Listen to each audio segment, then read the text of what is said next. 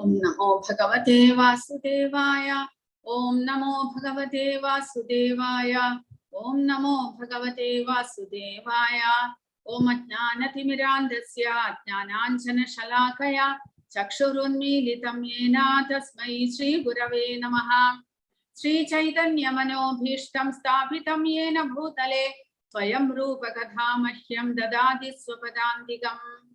वन्देऽहं श्रीगुरो श्रीयुतपथकमलं श्रीगुरून् वैष्णवांश्च श्रीरूपं साग्रजातं सहगणरघुनाथान्वितं तं सजीवं साद्वैतं सावधूतं परिजनसहितं कृष्णचैतन्यदेवं श्रीराधा कृष्णपादान् सहगणललिता श्रीविशाखान्वितांश्च। हे कृष्ण करुणा सिन्धो दीनबन्धो जगत्पते गोपेश गोपिका कान्त राधा कान्त नमोस्तुते। तप्त कांचन गौरांगी राधे वृंदावनेश्वरी वृषभानुसुते देवी प्रणमामि हरिप्रिये। वाञ्छाकल्पतरुभ्यश्च कृपा सिन्धुभ्य एव च पतितानां पावनेभ्यो वैष्णवेभ्यो नमो नमः। नमो ओं विष्णुपादाय कृष्णप्रेष्ठाय भूतले श्रीमते भक्तिवेदान्त स्वामिनिति नामिने नमस्ते सरस्वते देवे गौरवाणी प्रचारिणे निर्विशेष शून्यवादी पाश्चात्य देशतारिणे। जय श्री कृष्ण चैतन्य प्रभु नित्यानंद श्री अद्वैत गदाधर श्रीवासादि गौर भक्त वृंदा। हरे कृष्ण कृष्ण कृष्ण हरे हरे हरे राम राम राम हरे हरे। हरे कृष्ण।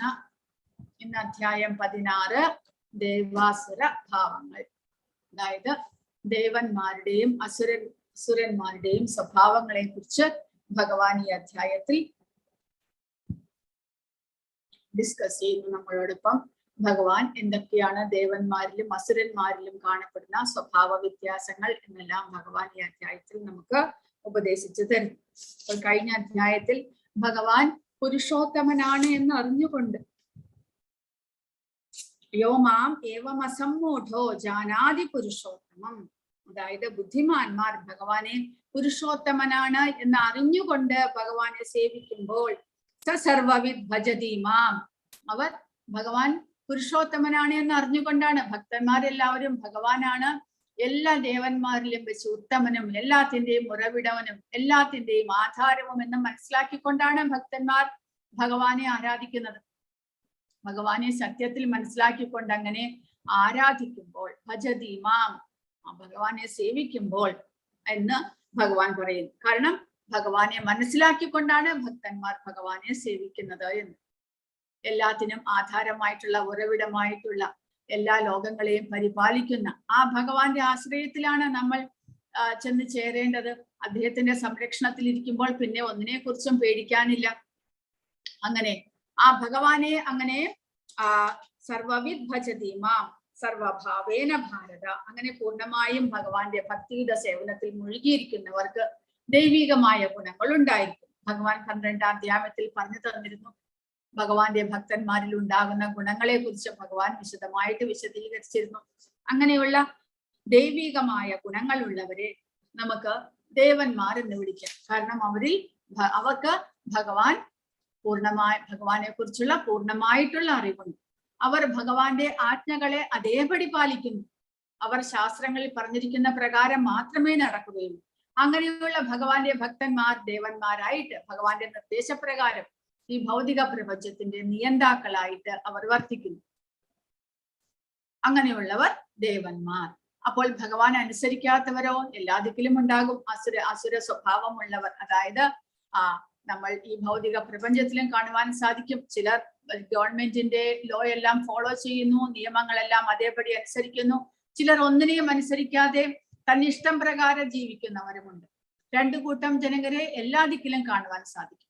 അപ്പോൾ ഭഗവാന്റെ നിയമങ്ങളെയെല്ലാം അനുസരിച്ചുകൊണ്ട് ശാസ്ത്രവിധികൾ അനുസരിച്ച് പ്രവർത്തിക്കുന്നവരെ നമുക്ക് ദേവന്മാരെന്നും അല്ലാത്തവരെ തന്നിഷ്ടപ്രകാരം പ്രവർത്തിക്കുന്നവരെ അസുരന്മാരെന്നും വിളിക്കുവാൻ സാധിക്കും.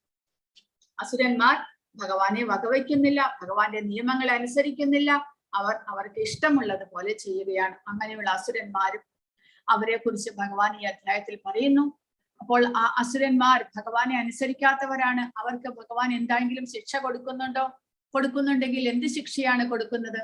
കാരണം ഭഗവാൻ എല്ലാത്തിന്റെയും നിയന്താക്കളായതുകൊണ്ട് ആ ഭഗവാനെ അനുസരിക്കുന്നവർക്ക് ഭഗവാൻ കരുണ കാണിക്കുമ്പോൾ ഭഗവാനെ അനുസരിക്കാത്തവർക്ക് ഭഗവാൻ എന്ത് ശിക്ഷയാണ് കൊടുക്കുന്നത്?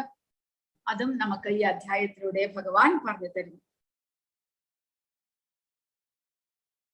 ശ്രീ ഭഗവാൻ ഉവാച അഭയം സത്വ സംശുദ്ധിർ ജ്ഞാനയോഗ വ്യവസ്ഥിതിഃ ദാനം ദമശ്ച യജ്ഞശ്ച സ്വാധ്യായസ്തപ ആർജവം അഹിംസാ സത്യമക്രോധസ്ത്യാഗഃ ശാന്തിരപൈശുനം ദയാബോധേഷ്വലോ ലുപ്ത്വം മാർദവം ഹ്രീരചാപലം തേജഃ ക്ഷമാ ധൃതിഃ ശൗചം മദ്രോഹോ നാതിമാനിത ഭവന്തി സമ്പദം ദൈവീം അഭിജാതസ്യ ഭാരത.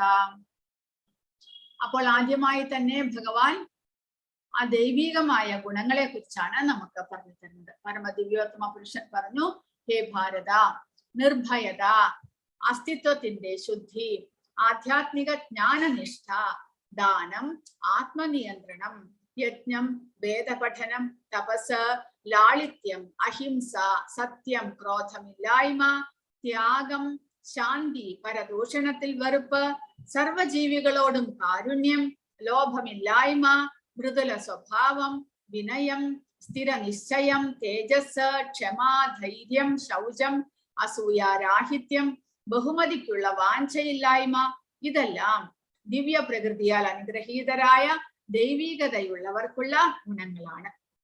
അപ്പോൾ ഭഗവാന്റെ ശാസ്ത്ര നിർദ്ദേശങ്ങൾ അനുസരിച്ച് ആ ഭഗവാനെ ആരാധിച്ചുകൊണ്ട് ജീവിക്കുന്നവർക്ക് അവർക്ക് അവരുടെ ഗുണങ്ങളെല്ലാം ദൈവികമായിട്ട് മാറുന്നു.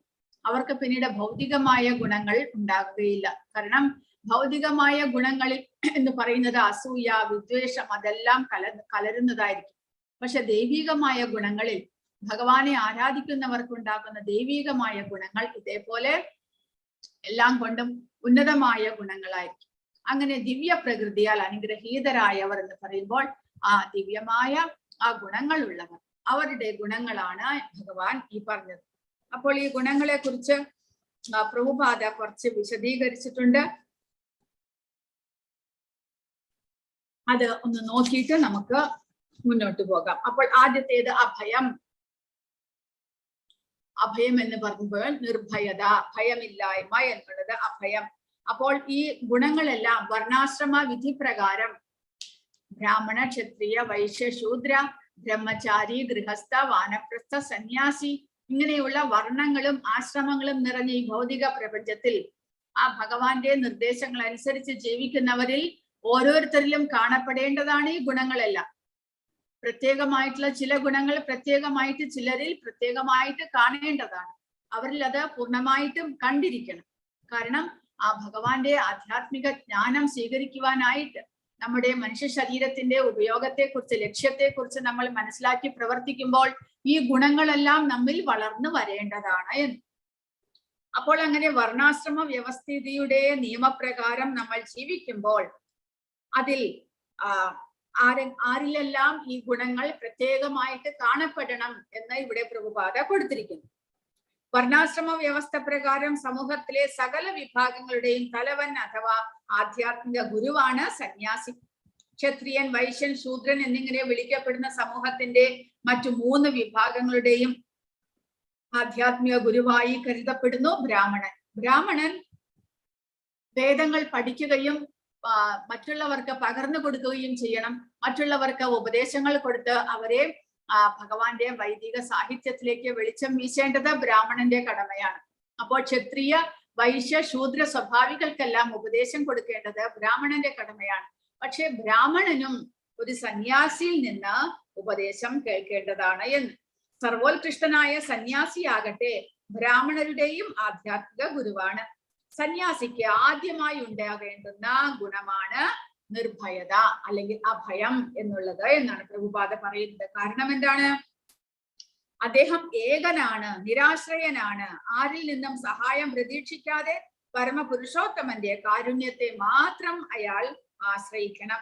ബന്ധുക്കളെയെല്ലാം ത്യജിച്ചു പോയാൽ പിന്നെ ആരുണ്ട് രക്ഷിക്കാൻ എന്ന് സംശയിക്കുന്ന ഒരാൾക്ക് സന്യാസിയാകുവാൻ സാധ്യമല്ല.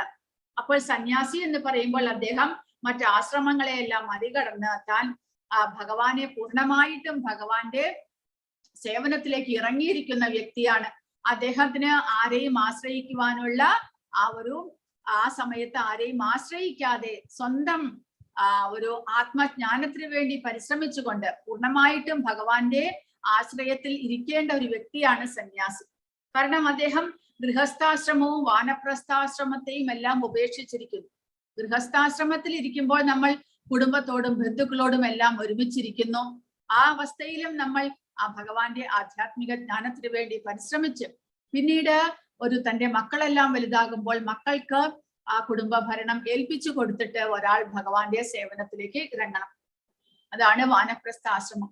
വാനപ്രസ്ഥാശ്രമത്തിൽ പൂർണ്ണമായിട്ടും സന്യാസിയാകുന്നില്ല എങ്കിലും കുടുംബ ഭരണത്തെ കുറേശ്ശെ വിട്ടിട്ട് ആ ഒരു അറ്റാച്ച്മെന്റ് അല്ലെങ്കിൽ ആ ഭൗതികതയോടുള്ള ആസക്തി കുറയ്ക്കുന്ന സമയമാണ് വാനപ്രസ്ഥാശ്രമം.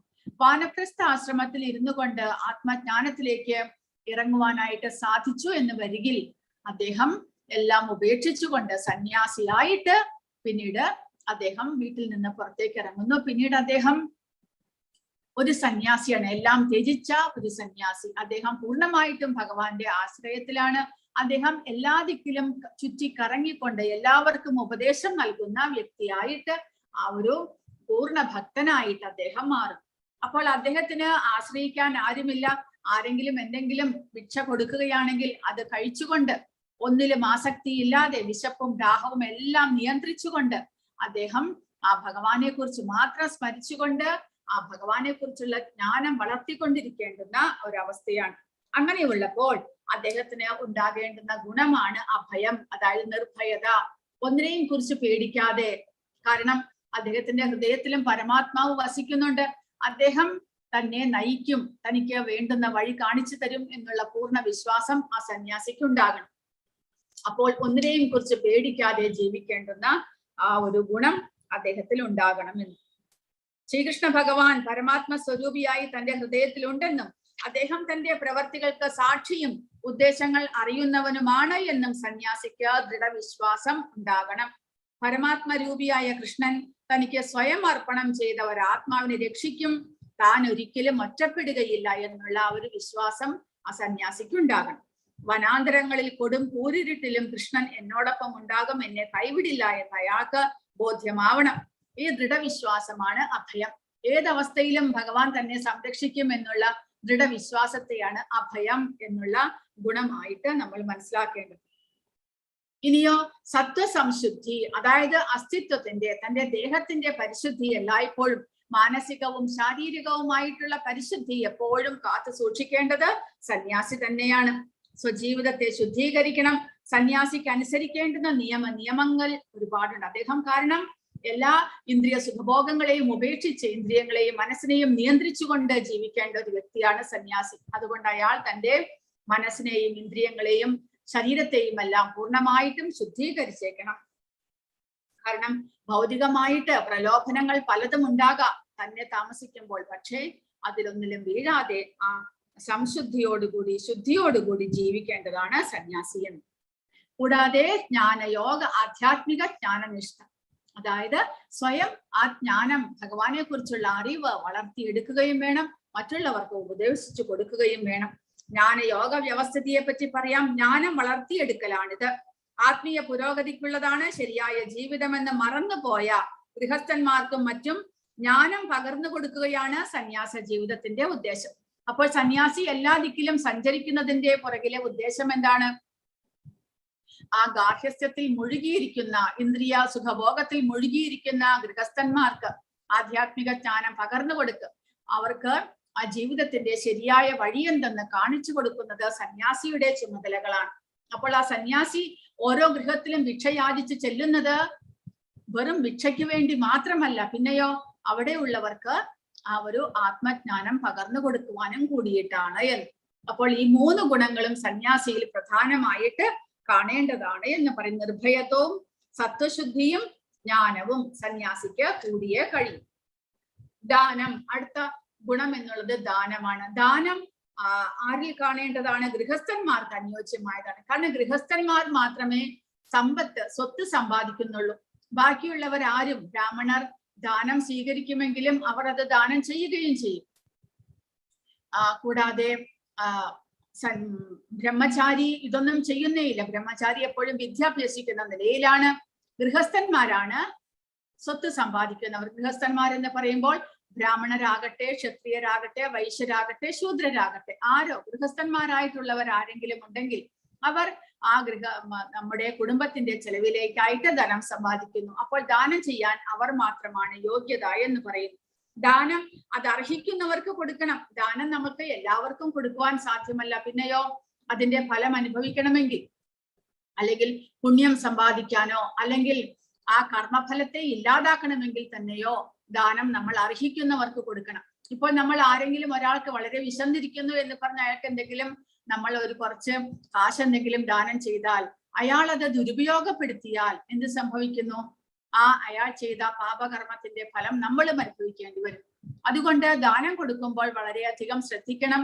അത് ഭഗവാന്റെ സേവനത്തിനായിക്കൊണ്ട് ആരുപയോഗിക്കുന്നുവോ അവർക്ക് മാത്രം നമ്മൾ ദാനം കൊടുക്കുക. അതുവഴി ആ കർമ്മത്തിന്റെ, പുണ്യകർമ്മത്തിന്റെ ഫലവും അനുഭവിക്കേണ്ട. പിന്നെയോ നമ്മൾ കൊടുക്കുന്നത് ഭഗവാന് വേണ്ടിയിട്ടാകുകയും ചെയ്യും. സത്വരജസ് തമോ ഗുണങ്ങളാൽ പ്രേരിതങ്ങളായി പലവിധം ദാനങ്ങളുണ്ട്. സത്വഗുണാധിഷ്ഠാനത്തിലുള്ള ദാനമാണ് ശ്രേഷ്ഠം. ലോകത്തിൽ കൃഷ്ണാവബോധം പ്രചരിപ്പിക്കാൻ മാത്രമായിരിക്കണം ദാനം. അതാണ് സാത്വികമായ ദാനം എന്ന് പറയുന്നത്. പിന്നെയോ ആത്മനിയന്ത്രണം. ആത്മനിയന്ത്രണം 4 ആശ്രമങ്ങൾക്കും, ബ്രഹ്മചാരി, ഗൃഹസ്ഥ, വാനപ്രസ്ഥ, സന്യാസി, 4 ആശ്രമങ്ങൾക്കും പ്രധാനമാണ് ഇന്ദ്രിയ നിയന്ത്രണം എന്നുള്ളത്. വിശിഷ്യ ഗൃഹസ്ഥന്മാർക്ക്. കാരണം അതിൽ നിയന്ത്രണം വിട്ടുപോയി കഴിഞ്ഞാൽ പിന്നീട് ഒരിക്കലും നമുക്ക് ആധ്യാത്മികമായിട്ട് ഉന്നതി വരികയില്ല. ഗൃഹസ്ഥന്മാർ അനുഷ്ഠിക്കേണ്ട ഇനിയൊരു കർമ്മമാണ് യജ്ഞം. കാരണം അതിനും പണച്ചെലവുണ്ട്. പണം സമ്പാദിക്കുന്നത് ഗൃഹസ്ഥന്മാരായതുകൊണ്ട് യജ്ഞങ്ങൾ അനുഷ്ഠിക്കേണ്ടതും ഗൃഹസ്ഥന്മാരാണ് എന്ന് പറയുന്നു. ഇതിന് ധാരാളം പണച്ചിലവുണ്ട് എന്നതാണ് കാരണം. മറ്റു 3 ആശ്രമങ്ങളിലും ബ്രഹ്മചര്യം, വാനപ്രസ്ഥം, സന്യാസം സമ്പത്ത് സമാഹരിക്കപ്പെടുന്നില്ല. അതുകൊണ്ട് ഗൃഹസ്ഥന്മാർ യജ്ഞങ്ങൾ ചെയ്യേണ്ടതാണ്. പക്ഷേ കലിയുഗത്തിലെ യജ്ഞം എന്നുള്ളത് നാമസങ്കീർത്തനമാണ്. ഹരേ കൃഷ്ണ കൃഷ്ണ കൃഷ്ണ ഹരേ ഹരേ, ഹരേ രാമ രാമ രാമ ഹരേ ഹരേ എന്ന് ഉരുവിടുക മാത്രം ചെയ്തുകൊണ്ട് നമുക്ക് ആ സങ്കീർത്തന യജ്ഞത്തിലൂടെ നമുക്ക് ആ ഭഗവാനെ സാക്ഷാത്കരിക്കുവാനായിട്ട് സാധിക്കും. ഇതിന് ഒട്ടും പണച്ചെലവുമില്ല. കൂടാതെ വേറെ ഒന്നും സമാഹരിക്കേണ്ട ആവശ്യവുമില്ല. അപ്പോൾ കലിയുഗത്തിൽ വിശേഷാൽ പറഞ്ഞിരിക്കുന്ന മന്ത്രവും ഹരേ കൃഷ്ണ മഹാമന്ത്രമാണ്. അപ്പോൾ ദാനം, ദമം, യജ്ഞം എന്നീ 3 കർമ്മങ്ങളും ഗൃഹസ്ഥന്മാർക്ക് വേണ്ടിയിട്ടുള്ളതാണ്.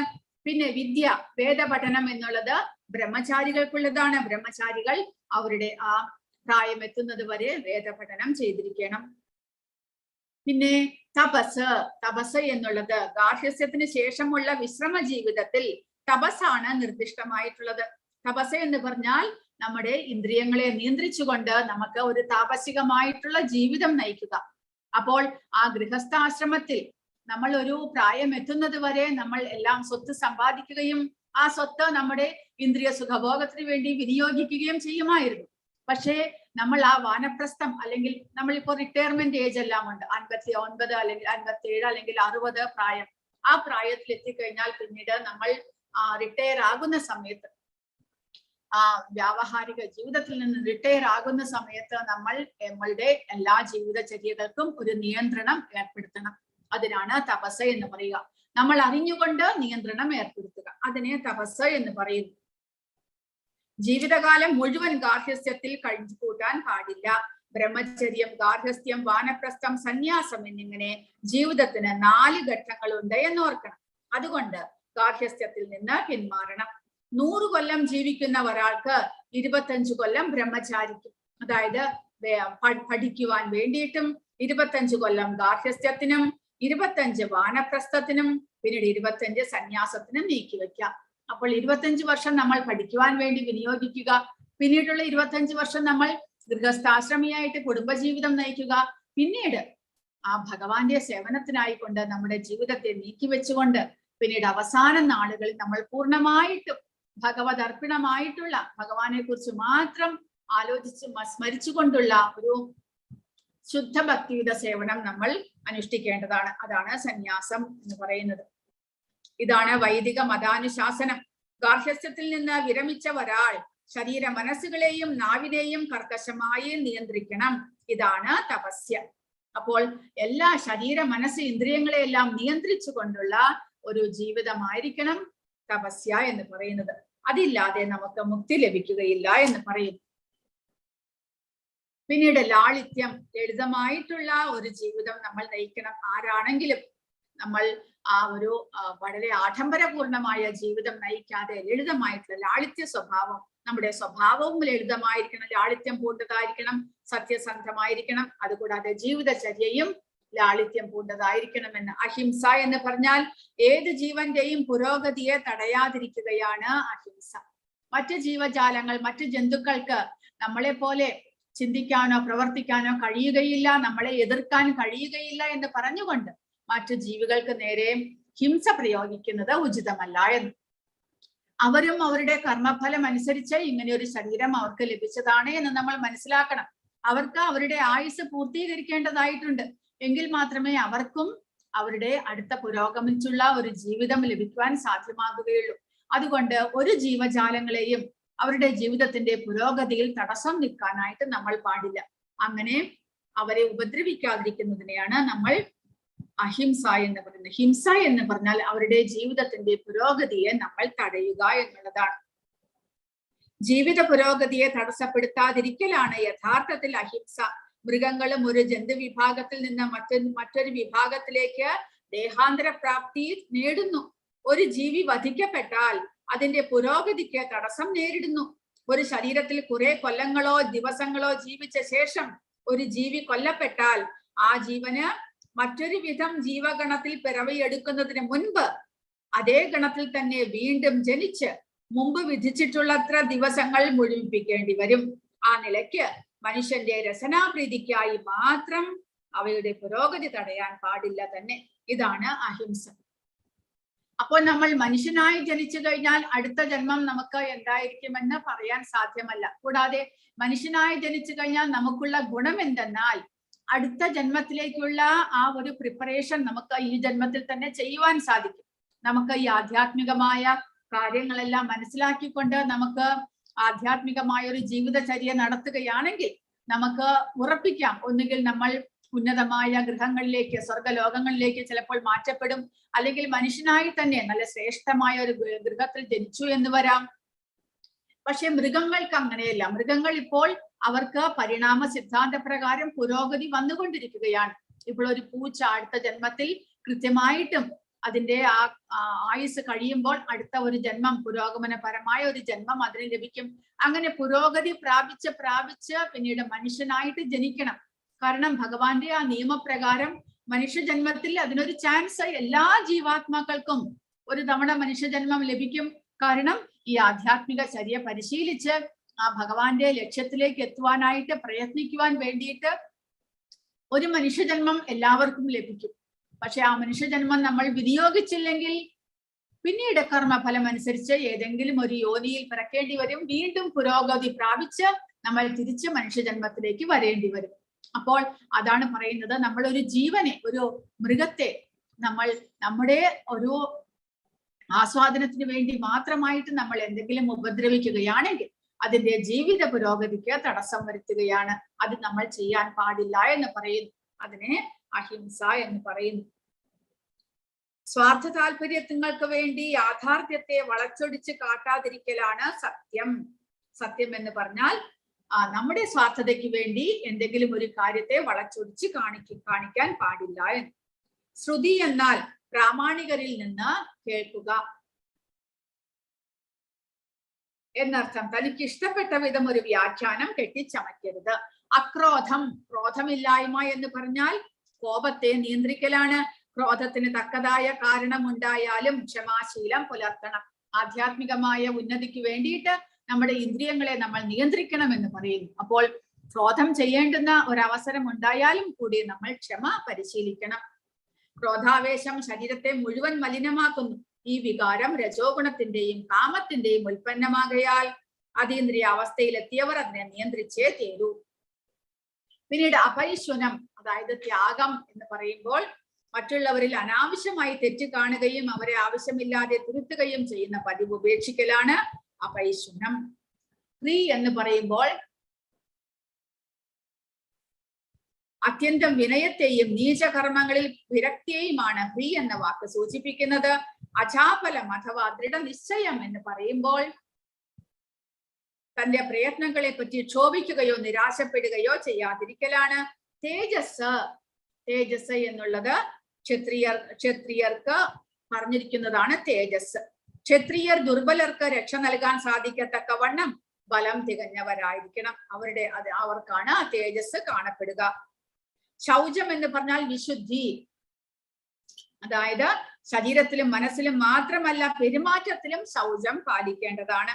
വിശേഷിച്ച് വ്യാപാരികളായ വൈശ്യർക്ക് ബാധകമാണിത്. അതാണ് ശൗചം എന്ന് പറഞ്ഞാൽ ശാരീരികവും മാനസികവുമായിട്ടുള്ള ഒരു പരിശുദ്ധി നമ്മൾ പരിശീലിക്കണം. നാദിമാനിത എന്നാൽ മറ്റുള്ളവരുടെ ബഹുമാനം കാക്ഷിക്കാതിരിക്കുക, അതായത് ബഹുമതിക്കുള്ള വാഞ്ചയില്ലായ്മ. അതാണ് നാദിമാനിത എന്ന് പറയുന്നത്. മുകളിൽ പറഞ്ഞ 26 ഗുണങ്ങളും ആധ്യാത്മികങ്ങൾ തന്നെ. സാമൂഹ്യമായും തൊഴിൽപരവുമായുള്ള വ്യത്യസ്തതകൾക്ക് അനുയോജ്യമായ വിധം ഇവയെ വളർത്തിയെടുക്കേണ്ടതാണ്. ഭൗതിക പരിതസ്ഥിതികൾ ശോചനീയങ്ങളാണെങ്കിൽ പോലും ജനവിഭാഗങ്ങളെല്ലാം ഈ ഗുണവിശേഷങ്ങളെ പ്രായോഗികമായി വളർത്തിപ്പോന്നാൽ അവർക്ക് ക്രമേണ ആത്മസാക്ഷാത്കാരത്തിന്റെ ഉന്നത തലങ്ങളിൽ എത്തിച്ചേരാം. അപ്പോൾ ഈ ഗുണങ്ങളെല്ലാം നമ്മൾ ആധ്യാത്മികമായ പുരോഗതിക്ക് വേണ്ടി നമ്മൾ സ്വയം പരിശീലിച്ച് വളർത്തിയെടുക്കണം. കൂടാതെ നമ്മൾ ഭഗവാന്റെ സേവനങ്ങളിൽ ചെയ്യുന്നത് വഴി നമ്മിൽ ഈ ഗുണങ്ങൾ സ്വാഭാവികേന വളർന്നു വരും. നമ്മൾ അതിനെ വളർത്തിയെടുക്കണം, അതിനെ മാറ്റാൻ പാടില്ല എന്ന്. അങ്ങനെയുള്ള നല്ല ഗുണങ്ങൾ വളർത്തിയെടുത്ത് ദൈവികമായ ഗുണങ്ങൾ വളർത്തിയെടുക്കുന്തോറും നമുക്ക് ദൈവികമായ ആ ഒരു പ്രവർത്തനവും വന്നു ചേരുന്നു. ഇനി ഭഗവാൻ ആസുരങ്ങളായ ഗുണങ്ങളെ കുറിച്ച് പറയുന്നു. ദംഭോദർപ്പോഭിമാനശ്ച ക്രോധപാരുഷ്യമേവച അജ്ഞാനം ചാഭിജാതസ്യ പാർത്ഥ സമ്പദമാസുരിം. ഗർവം, അഹങ്കാരം, അഭിമാനം, ക്രോധം, പാരുഷ്യം, അജ്ഞാനം എന്നിവ അസുര ഗുണങ്ങളാണ്. അപ്പോൾ ദൈവിക ഗുണങ്ങൾക്ക് നേരെ തിരിച്ചുള്ള ഗുണങ്ങളാണ് അസുര ഗുണങ്ങൾ എന്നിവിടെ പറയും. ദൈവീ സമ്പദ് വിമോക്ഷായ നിബന്ധായ സുരീമത മാഷുജഹ സമ്പദം ദൈവീം അഭിജാതോസി പാണ്ഡവ. അഭൗതിക ഗുണങ്ങൾ, അതായത് ഭൗതികങ്ങളല്ലാത്ത ദൈവികമായ ഗുണങ്ങൾ മുക്തിസാധകങ്ങളും ആസുര ഗുണങ്ങൾ ബന്ധന കാരണങ്ങളുമാണ്. അസുര ഗുണങ്ങൾ നമ്മളെ ഇവിടെ ഭൗതിക പ്രപഞ്ചത്തിൽ ബന്ധനത്തിലാക്കപ്പെടുന്നു എന്ന്. പാണ്ഡുനന്ദന ദൈവിക ഗുണങ്ങളോടെ പിറന്നവനായതുകൊണ്ട് നീ ദുഃഖിക്കേണ്ട എന്ന് ഭഗവാൻ അർജുനനോട് പറയുന്നു. കാരണം അസുര ഗുണങ്ങളെ പറ്റി പറയുമ്പോൾ അർജുനന് സംശയമായി യുദ്ധം ചെയ്യുന്നത് ഒരു അസുര ഗുണമല്ലേ, മറ്റുള്ളവർക്ക് പരിക്കേൽപ്പിക്കുന്നത്, അവരെ വധിക്കുന്നതെല്ലാം. പക്ഷെ ഭഗവാൻ പറയുന്നു ഇല്ല, നീ ദൈവിക ഗുണങ്ങളോടെ പിറന്നവനാണ് എന്ന്. കാരണം എന്താണ്? ഒരു ക്ഷത്രിയൻ ശത്രുവിന് നേരെ അമ്പയ്യുന്ന കൃത്യം ദിവ്യമാണ് എന്ന് പറയപ്പെടുന്നു. ആ കടമയിൽ നിന്ന് ഒഴിഞ്ഞു നിൽക്കുന്നതാണ് അസുര സ്വഭാവം. അതിനാൽ അർജുനനെ വിഷാദിക്കാൻ ഒരു കാരണവുമില്ല എന്ന് ഇവിടെ ഭഗവാൻ പറയുകയാണ്. ദ്വൗഭൂതസർഗൗ ലോകേസ്മിൻ ദൈവ ആസുര ഏവ ച ദൈവോ വിസ്തരശഃ പ്രോക്ത ആസുരം പാർത്ഥ മേ ശൃണു. ഈ ലോകത്തിലുള്ള എല്ലാ സൃഷ്ടികളും ആസുരം, ദൈവികം എന്നീ 2 വിഭാഗങ്ങളിൽ ഒന്നിൽപ്പെടും. ഞാൻ ദൈവിക ഗുണങ്ങളെ പറ്റി വിസ്തരിച്ചു പറഞ്ഞുവല്ലോ, ഇനി ആസുരങ്ങളായവയെ വിവരിക്കാം. അപ്പോൾ ഈ ഭൗതിക പ്രപഞ്ചത്തിൽ നമുക്ക് കാണുവാൻ സാധിക്കുന്നത് ഈ 2 വിധം ഗുണങ്ങളുള്ള മനുഷ്യരെയാണ് എന്ന്. ഒന്നുകിൽ ദൈവികമായ ഗുണങ്ങളെ ഉൾക്കൊള്ളുന്നവൻ, അല്ലെങ്കിൽ ആസുര ഗുണങ്ങളെ. ഭൗതിക പ്രപഞ്ചത്തിൽ എല്ലാ ദിക്കിലും ഇതേപോലെയുള്ള 2 ഗുണങ്ങളുള്ളവരെ കാണുവാൻ സാധിക്കുമെന്ന്. ഈ ലോകത്തിൽ ബദ്ധരായ ജീവാത്മാക്കൾ 2 തരത്തിലുള്ളവരാണ്. ദൈവിക പ്രകൃതിയോടെ ജനിച്ചവരും ആസുര പ്രകൃതിക്കാരും. ആദ്യത്തെ കൂട്ടർ നിയന്ത്രിത ജീവിതം നയിക്കുന്നു, അതായത് പ്രാമാണികരുടെയും വേദഗ്രന്ഥങ്ങളുടെയും നിബന്ധനകളെ അനുസരിക്കുന്നു. ആധികാരിക ധർമ്മഗ്രന്ഥങ്ങളുടെ വെളിച്ചത്തിലായിരിക്കണം ഒരാളുടെ പ്രവൃത്തി. ഇതിനെ ദിവ്യമായ മനോഭാവം എന്ന് പറയുന്നു. അപ്പോൾ ദൈവികമായ ഗുണമുള്ളവർ എന്ന് പറയുമ്പോൾ അവർ നിയമഗ്രന്ഥങ്ങളെയെല്ലാം അനുസരിച്ച്, വേദ പ്രമാണങ്ങളെയെല്ലാം അനുസരിച്ച് ജീവിക്കുന്നവരാണ്. അവർ വഴിതെറ്റി പോകുകയില്ല. അവർ അനുസരണയോടുകൂടി നിയമത്തിന് വിധേയമായിട്ട് പ്രവർത്തിക്കുന്നു. പക്ഷേ ആസുര സ്വഭാവികൾ വേദോക്ത പ്രമാണങ്ങളായ ജീവിത നിയമങ്ങളെ മറികടന്ന് തന്നിഷ്ട പ്രകാരം പ്രവർത്തിക്കുന്നവരാണ് ആസുര സ്വഭാവികൾ. അതാണ് ഇവർ 2 പേരും തമ്മിലുള്ള വ്യത്യാസം. ദൈവികമായും ആസുരികമായും ഉള്ളവരുടെ പ്രവർത്തികളുടെ വ്യത്യാസം അതാണ്. പ്രവൃത്തിം ച നിവൃത്തിം ച ജനാന വിദുരാസുരാഹ ന ശൗചം നാപി ചാചാരോ ന സത്യം തേഷു വിദ്യതേ. ചെയ്യേണ്ടത് എന്തോ എന്നോ ചെയ്യരുതാത്തത് എന്തോ എന്നോ അസുര സ്വഭാവികൾക്ക് അറിഞ്ഞുകൂടാ. വിശുദ്ധിയോ നല്ല പെരുമാറ്റമോ സത്യസന്ധതയോ അവർക്കില്ല. അപ്പോൾ ആസുര സ്വഭാവികൾ ഒരു നിയമങ്ങളെയും പരിപാലിക്കുന്നില്ല.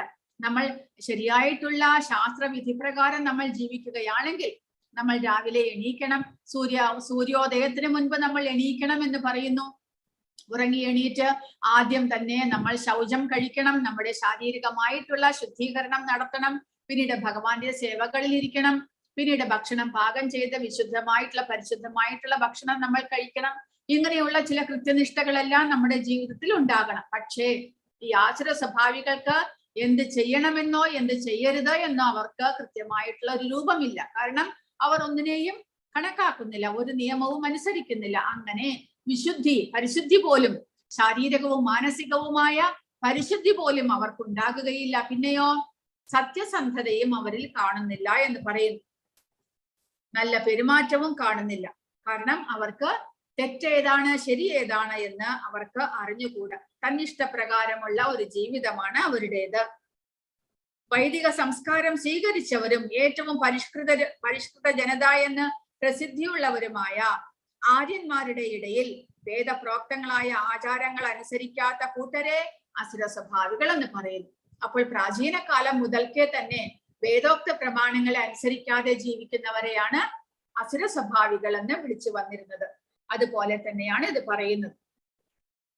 മനുഷ്യന്റെ പെരുമാറ്റങ്ങൾക്ക് നിർദ്ദിഷ്ടങ്ങളായ അനവധി നിബന്ധനകളുണ്ട്. മനുഷ്യവർഗത്തിന്റെ ഒട്ടാകെ നിയമഗ്രന്ഥമാണ് മനുസംഹിത. ആ മനുസംഹിതയിൽ മനുഷ്യർ എങ്ങനെ നിയന്ത്രിത ജീവിതം നയിക്കണമെന്ന് പറഞ്ഞിരിക്കുന്നു. പക്ഷെ അസുര സ്വഭാവികൾ എല്ലാത്തിനെയും അനുസരിക്കാത്ത, ഒന്നിനെയും അനുസരിക്കാത്ത, എല്ലാത്തിനെയും മറികടന്ന് സ്വന്തം ഇഷ്ടപ്രകാരം ജീവിക്കുന്നവരാണ്. അസത്യം അപ്രതിഷ്ഠം തേ ജഗദാഹുരനീശ്വരം അപരസ്പര സംബോധം കിമന്യത് കാമഹൈതുകം.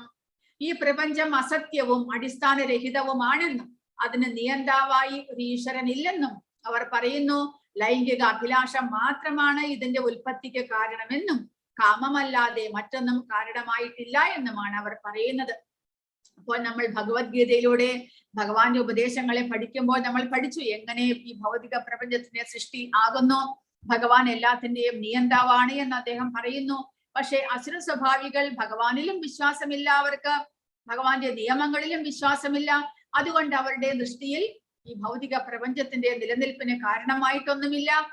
ഈ വെറും ലൈംഗിക അഭിലാഷത്താൽ മാത്രമാണ് ഈ ഭൗതിക പ്രപഞ്ചം ഉണ്ടാകുന്നത്. അങ്ങനെയാണ് അവർ കരുതുന്നത്. ഈശ്വരൻ ഉണ്ട് എന്ന് അവർ വിശ്വസിക്കുന്നേയില്ല. ഏതാം ദൃഷ്ടിമവഷ്ടഭ്യ നഷ്ടാത്മാനോൽപബുദ്ധയഃ പ്രഭാവന്ത്യുഗ്രകർമാണഃ ക്ഷയായ ജഗദോഹിതാഃ. ഈ നിഗമനങ്ങളെ പിന്തുടർന്ന് സ്വയം നഷ്ടപ്പെട്ടവരും അസുരന്മാരുമായ ഈ അല്പബുദ്ധികൾ ലോകനാശകരങ്ങളായ കൊടും ക്രിയകളിൽ ഏർപ്പെടുന്നു. അപ്പോൾ ഈ അസുര സ്വഭാവികൾക്ക് സ്വന്തം സുഖം മാത്രമാണ് ലക്ഷ്യമായിട്ടുള്ളത്. സ്വന്തം ഇന്ദ്രിയ സുഖഭോഗം മാത്രമാണ് ലക്ഷ്യമായിട്ടുള്ളത്. അതിനു വേണ്ടിയിട്ട് തങ്ങളുടെ സന്തോഷത്തെ വർദ്ധിപ്പിക്കുവാനായിട്ട്, സുഖത്തെ വർദ്ധിപ്പിക്കുവാനായിട്ട് പല പല കണ്ടുപിടുത്തങ്ങളും അവർ നടത്തുന്നു. അതെല്ലാം പുരോഗതിയാണ് എന്ന് പറയുന്നു. അങ്ങനെ ആ പുരോഗതിയിലേക്ക് മുന്നേറി അവർ ലോകത്തിന് നാശകരങ്ങളായിട്ടുള്ള കണ്ടുപിടുത്തങ്ങൾ വരെ അവർ കണ്ടുപിടിക്കും. എല്ലാം തങ്ങളുടെ ഇന്ദ്രിയ സുഖഭോഗത്തിന് വേണ്ടി എന്ന് പറയുന്നു. ഈശ്വരൻ എന്താ എന്നറിയാത്ത ഭൗതികതാവാദികൾ തങ്ങൾ പുരോഗമിക്കുകയാണ് എന്ന് വിചാരിക്കുന്നു. ഈ ഭൗതിക ലോകം ആവുന്നത്ര ആസ്വദിക്കാൻ അവർ ശ്രമിക്കുന്നു. അതിനുവേണ്ടി ഇന്ദ്രിയ സുഖലബ്ധിക്കുതകുന്ന എന്തെങ്കിലും ഉപാധികൾ കണ്ടുപിടിക്കുന്നതിൽ സദാ ഏർപ്പെട്ടിരിക്കുന്നു. അത്തരം ഭൗതികങ്ങളായ കണ്ടുപിടുത്തങ്ങൾ മാനവ സംസ്കാരത്തെ മുന്നോട്ട് നയിക്കും എന്നാണ് അവർ കരുതുന്നത്. ഫലമോ ജനങ്ങൾ അധികം അക്രമാസക്തരും നിഷ്ഠൂരന്മാരുമാകുന്നു. ഇപ്പോൾ പുരോഗമിച്ച് പല പല കണ്ടുപിടുത്തങ്ങളും നടത്തിയിട്ട് ആ കണ്ടുപിടുത്തങ്ങളെല്ലാം സാധാരണ ജനങ്ങളുടെ നാശത്തിലേക്കാണ് കൊണ്ടുപോകുന്നത്. ഇപ്പോൾ നമുക്കത് കാണുവാൻ സാധിക്കുന്നു. അപ്പോൾ അങ്ങനെ ഈ അസുര പ്രകൃതിക്കാർ ഇതേപോലെ തങ്ങളുടെ ഇന്ദ്രിയ സുഖഭോഗത്തിന് വേണ്ടി പല പല ഉപാധികളും കണ്ടുപിടിക്കുന്നു. അത് നമ്മളുടെ നാശത്തിലേക്ക് നയിക്കുന്നു എന്നാണ് ഭഗവാൻ പറയുന്നത്. കാമമാശ്രിത്യ ദുഷ്പൂരം ദംഭമാനമദാന്വിതാഃ മോഹാത് ഗൃഹീത്വാ സദ്ഗ്രാഹാൻ പ്രവർത്തന്തെ അശുചിവ്രതാഃ. അടക്കാനാവാത്ത കാമം പൂണ്ട് ദംഭം ദുരഭിമാനം എന്നിവയിൽ മുഴുകി വ്യാമോഹിതരുമായ ആസുര സ്വഭാവികൾ ക്ഷണികമായതിൽ ആകൃഷ്ടരായി എന്നും വൃത്തിഹീനമായ കർമ്മങ്ങൾ ചെയ്തു വരുന്നു. അങ്ങനെ അസുര സ്വഭാവികൾ ശാസ്ത്രവിധോക്തമായ ഒന്നിനെയും അനുസരിക്കുന്നില്ല, സ്വന്തം ഇഷ്ടപ്രകാരം പ്രവർത്തിക്കുന്നു. അവർക്ക് തങ്ങളുടെ സുഖം മാത്രമാണ് ലക്ഷ്യമായിട്ടുള്ളത്. അങ്ങനെ അതിനായിട്ട് അവർ വൃത്തിഹീനമായ കർമ്മങ്ങൾ ചെയ്തു വരുന്നു എന്നാണ് പറയുന്നത്. അസുര മനോഭാവത്തെ ഇതിൽ വിവരിക്കുന്നു. എപ്പോഴും അസംതൃപ്തമാണ് അവരുടെ കാമം. എന്തുകൊണ്ടാണത്? ഭഗവാൻ 2-ാമത്തെ 3-ാമത്തെ അധ്യായത്തിലെല്ലാം പറഞ്ഞു, കാമം എന്നുള്ളത് നമുക്ക് ഒരിക്കലും തീർക്കുവാൻ സാധിക്കാത്തതാണ്. ഇന്ദ്രിയങ്ങൾക്ക് ഇന്ദ്രിയ സുഖഭോഗം ഒരിക്കലും മതിവരില്ല. അപ്പോൾ അതിനെ നമ്മൾ എത്രമാത്രം സംതൃപ്തിപ്പെടുത്തുവാൻ ശ്രമിക്കുന്നുവോ അത്രമാത്രം അത് കൂടി വന്നുകൊണ്ടേയിരിക്കുകയുള്ളൂ.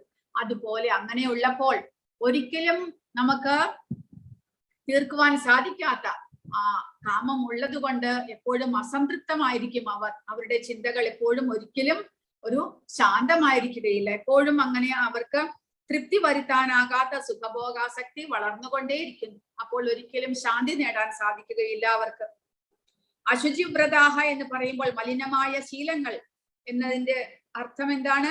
മദ്യം, സ്ത്രീകൾ, ചൂതുകളി, മാംസഭോജനം എന്നിവ മാത്രമാണ് അസുര പ്രകൃതക്കാരെ ആകർഷിക്കുന്നത്. അത് അവരുടെ അശുദ്ധിയായിട്ട് മാറുന്നു. അപ്പോൾ ഇവിടെ കൊടുത്തിരിക്കുന്നത് ദക്ഷപ്രജാപതി, ബ്രഹ്മദേവരുടെ തന്നെ മകനായിരുന്നു ദക്ഷപ്രജാപതി. ദക്ഷപ്രജാപതിയുടെ ഇളയ മകളാണ് സതീദേവി, പരമശിവന്റെ ആദ്യത്തെ ഭാര്യ. അപ്പോൾ ദക്ഷ യജ്ഞത്തിന്റെയും ദക്ഷന്റെ കഥയാണ് ഇവിടെ കൊടുത്തിരിക്കുന്നത്, സതിയുടെ ദേഹത്യാഗത്തിന്റെയും. അപ്പോൾ ഈ ദക്ഷ പ്രജാപതി ഇവിടെ പറഞ്ഞതുപോലെ വളരെയധികം ദംഭം, അഹങ്കാരമുള്ള ഒരു വ്യക്തിയായിരുന്നു. താൻ എല്ലാവരാലും മാനിക്കപ്പെടുന്ന, ബഹുമാനിക്കപ്പെടുന്ന ഒരു വ്യക്തിയാണ്. ബ്രഹ്മാവ് കഴിഞ്ഞാൽ പിന്നീട് സ്ഥാനം തനിക്കാണ് എന്നുള്ള ഒരു ചിന്ത ആ ദക്ഷനുണ്ടായിരുന്നു. എല്ലാവരും അദ്ദേഹത്തെ ബഹുമാനിക്കുകയും ചെയ്യുമായിരുന്നു. അപ്പോൾ അദ്ദേഹത്തിന്റെ ഐശ്വര്യത്തിലും അദ്ദേഹത്തിന്റെ അറിവിലും വളരെയധികം ജ്ഞാനം തനിക്കുണ്ട് എന്നുള്ളമെല്ലാമുള്ള അഹങ്കാരത്തിൽ അദ്ദേഹം ആ പരമശിവനെ തന്നെ അപമാനിച്ചു. അപ്പോൾ തന്റെ മകളുടെ ഭർത്താവാണ് പരമശിവൻ എങ്കിലും ആ പരമശിവന്റെ ഇരിപ്പും നടപ്പും അദ്ദേഹത്തിന്റെ വേഷവിധാനങ്ങളും ഒന്നും ഈ ദക്ഷൻ ഇഷ്ടമായില്ല. കാരണം മറ്റുള്ള ദേവന്മാരെല്ലാം വളരെ മോടിയോടെ വസ്ത്രം ധരിച്ച്, കിരീടമെല്ലാം ധരിച്ച, ആഭരണങ്ങളെല്ലാം ധരിച്ചിരിക്കുമ്പോൾ പരമശിവൻ സ്വയം അദ്ദേഹം ത്രിമൂർത്തികളിൽ ഒരുവനാണെങ്കിൽ കൂടെ അദ്ദേഹം പൈശാചികമായിട്ടുള്ള വേഷമാണ് ധരിക്കുക. മരവുരി അണിഞ്ഞുകൊണ്ട്, കഴുത്തിൽ പാമ്പിനെ ധരിച്ചുകൊണ്ട്, ജടാധാരിയായിട്ട് അദ്ദേഹം ഭസ്മമെല്ലാം പൂശിക്കൊണ്ട് അദ്ദേഹം നടക്കുന്നു. കാരണം എന്താണ്? അദ്ദേഹം വൈഷ്ണവന്മാരിൽ ഏറ്റവും ഉന്നതനാണ്. വൈഷ്ണവാനാം യഥാശംഭു എന്ന് പറയുന്നു. വൈഷ്ണവരിൽ വെച്ച്, വിഷ്ണു ഭക്തന്മാരിൽ വെച്ച് ഏറ്റവും ഉന്നതനാണ് പരമശിവൻ. അദ്ദേഹം അതേപോലെ തന്നെ ദയാലുവുമാണ്. ആ വൈഷ്ണവർക്ക്, വിഷ്ണു ഭക്തന്മാർ എപ്പോഴും മറ്റുള്ളവരോട് കരുണയുള്ളവരായിരിക്കും. അപ്പോൾ അദ്ദേഹം ആരോട് കരുണ കാണിക്കുന്നു? ഭൂതപ്രേത പിശാചുക്കളോട്. ഈ ഭൂതപ്രേത പിശാചുക്കൾ എന്ന് പറയുമ്പോൾ അവർക്ക് നമ്മളെ പോലെയുള്ള ഒരു സ്ഥൂല ശരീരം ലഭിച്ചിട്ടില്ല. അവർക്ക് സൂക്ഷ്മ ശരീരം മാത്രമേ ഉള്ളൂ. ആ സൂക്ഷ്മ ശരീരം വെച്ചുകൊണ്ട് അവർക്ക് പ്രവൃത്തികൾ ചെയ്യാൻ സാധ്യമല്ല, കർമ്മം ചെയ്യാൻ സാധ്യമല്ല. അവർക്ക് മോചനം ലഭിക്കില്ല ഈ ഭൗതിക പ്രപഞ്ചത്തിൽ നിന്ന്. അപ്പോൾ അങ്ങനെയുള്ളവരോട് ഈ പരമശിവൻ വളരെയധികം കരുണ കാണിക്കുന്നു. കാരണം അവർക്ക് ഒരു ശരീരം ലഭിക്കണം. ശരീരം ലഭിക്കാൻ വേണ്ടിയിട്ട് അവർ എന്തെല്ലാം പ്രവർത്തനങ്ങൾ ചെയ്യണം അതൊന്നും അവർക്ക് അറിഞ്ഞുകൂടാ. അപ്പോൾ അവരങ്ങനെ ഭൂതപ്രേത പിശാചുക്കളായിട്ട് അലഞ്ഞു നടക്കുന്നു. അപ്പോൾ ഭഗവാൻ പരമശിവൻ ഇതേപോലെയുള്ള കാരണം വലിയ വലിയ ഭഗവാന്മാരുടെ അടുക്കിലേക്ക് ഈ ഭൂതപ്രേത പിശാചുക്കൾ പോകുകയില്ല. കാരണം അവർക്ക് പേടിയാണ്. പക്ഷെ പരമശിവൻ ഇവരെ തന്നിലേക്ക് ആകർഷിക്കുവാനായിട്ട് ഇതേപോലെയുള്ള വേഷധാനം ധരിച്ചുകൊണ്ട് നടക്കുന്നു. മരവുരി ഉടുത്തുകൊണ്ട്, മേല് മുഴുവൻ ഭസ്മം ധരിച്ചുകൊണ്ട് അദ്ദേഹം നടക്കുമ്പോൾ ഈ ഭൂതപ്രേത പിശാചുക്കൾ അദ്ദേഹത്തിനോടൊപ്പം കൂടുന്നു. കാരണം തങ്ങളെ പോലെ തന്നെയുള്ള ഒരുവനാണ് ഇദ്ദേഹം എന്ന് വിചാരിച്ചുകൊണ്ട്. പിന്നീട് ക്രമേണ അവർക്ക് സത്സംഗം പറഞ്ഞു കൊടുത്ത് ആ സത്സംഗത്തിലൂടെ അവരെ പരമശിവൻ ആ ഉന്നതിയിലേക്ക് നയിക്കുന്നു. അങ്ങനെ വളരെ വളരെ ദയാലുവാണ് ഭഗവാൻ പരമശിവൻ. പക്ഷെ അദ്ദേഹത്തെ ഈ ദക്ഷന് മനസ്സിലാക്കുവാൻ കഴിഞ്ഞില്ല. ദക്ഷന് പരമശിവനോട് പുച്ഛമായിരുന്നു. കാരണം അദ്ദേഹം ദേവനാണെങ്കിലും ഇങ്ങനെ ഒരു വേഷവിധാനമല്ല, സ്വന്തമായിട്ടൊരു ഗൃഹം പോലുമില്ല പരമശിവന്. അദ്ദേഹം ആ കൈലാസ പർവ്വതത്തിന്റെ മുകളിൽ വസിക്കുന്നു. ഇതെല്ലാം കണ്ടിട്ട് ദക്ഷന് പുച്ഛമായിരുന്നു ശിവന്. ഒരു തവണ ദക്ഷൻ ഒരു യജ്ഞം നടത്തിക്കൊണ്ടിരിക്കുമ്പോൾ എല്ലാ ദേവന്മാർക്കും ഈ മൂന്നാമത്തെ അധ്യായത്തിൽ നമ്മൾ പഠിച്ചു, നമ്മൾ യജ്ഞങ്ങൾ ചെയ്ത് അതിന്റെ ഭാഗം ദേവന്മാർക്ക് അർപ്പണം ചെയ്യണം, അത് നമ്മുടെ കടമയാണ്. അതുപോലെ ദക്ഷൻ ഒരു വലിയ മഹായജ്ഞം ചെയ്തുകൊണ്ടിരിക്കുകയാണ്. അപ്പോൾ അവിടെ എല്ലാ ദേവന്മാരും ബ്രഹ്മാവും പരമശിവനും എല്ലാവരും വന്നിട്ടുണ്ട്. ആ വേദിയിലേക്ക് ദക്ഷൻ വന്നു കയറുന്നു. എല്ലാ ദേവന്മാരും എഴുന്നേറ്റ് നിൽക്കുന്നു, ബ്രഹ്മാവും ശിവനും ഒഴിച്ച്. ബ്രഹ്മാവ് അദ്ദേഹത്തിന്റെ പിതാവായതുകൊണ്ട് അദ്ദേഹം എഴുന്നേറ്റ് നിന്നില്ല. പരമശിവനാണെങ്കിലോ അദ്ദേഹം സദാസമയവും ഭഗവാന്റെ ധ്യാനത്തിലാണ് ഇരിക്കുക. അപ്പോൾ അദ്ദേഹം അറിഞ്ഞില്ല ദക്ഷൻ വന്നത്. പക്ഷെ ദക്ഷൻ അത് വളരെ വലിയ ഒരു കാര്യമായിട്ടെടുത്തു. എന്റെ മരുമകൻ എന്നെ ബഹുമാനിച്ചില്ല എന്നുള്ള ഒരു ചിന്തയിലാണ് ദക്ഷൻ. ദക്ഷൻ ശിവനെ എല്ലാവരുടെയും മുന്നിൽ വെച്ച് വളരെയധികം ദേഷ്യപ്പെട്ട് അപമാനിച്ചു. ഭഗവാൻ ശിവനൊന്നും മിണ്ടാൻ പോയില്ലെങ്കിലും ശിവന്റെ ഒപ്പമുണ്ടായിരുന്ന അനുയായികൾ നന്ദി മുതലായവരെല്ലാവരും തിരിച്ച് ദക്ഷനോട് ദേഷ്യപ്പെടുകയും ശപിക്കുകയും അങ്ങനെ ആ യജ്ഞം ആകപ്പാടെ അലങ്കോലമായി. ദക്ഷൻ അവിടെ നിന്ന് എഴുന്നേറ്റ് പോയി, പരമശിവനും പോയി. അങ്ങനെ ആ യാഗം മുടങ്ങിപ്പോയി. അങ്ങനെ അന്ന് മുതൽ ദക്ഷന് പരമശിവനോട് ഭയങ്കര കോപമായി. ഭഗവാൻ ഒന്നും പറയുന്നില്ലെങ്കിലും ദക്ഷന് മനസ്സിൽ ശിവനോട് വളരെയധികം കോപവും വെറുപ്പും എല്ലാം വരാൻ തുടങ്ങി. പിന്നീട് കുറെ കാലങ്ങൾക്ക് ശേഷം ഒരു ദിവസം സതീദേവി നോക്കുമ്പോൾ എല്ലാ ദേവന്മാരും ആടയാഭരണങ്ങളെല്ലാം അണിഞ്ഞുകൊണ്ട് അവരവരുടെ വാഹനങ്ങളിൽ കയറിയിട്ട് എവിടേക്കോ പോകുന്നു. അപ്പോൾ അവരുടെ സംസാരത്തിൽ നിന്ന് സതീദേവി മനസ്സിലാക്കി തന്റെ അച്ഛൻ ദക്ഷ പ്രജാപതി ഒരു വലിയ യാഗം നടത്തുന്നുണ്ട്, പക്ഷെ തങ്ങളെ ക്ഷണിച്ചിട്ടില്ല. എങ്കിലും സതി വിചാരിച്ചു, ഞാൻ എന്റെ അച്ഛന്റെ വീട്ടിലേക്ക് പോകാൻ എന്നെ ആരും ക്ഷണിക്കേണ്ട ആവശ്യമില്ല.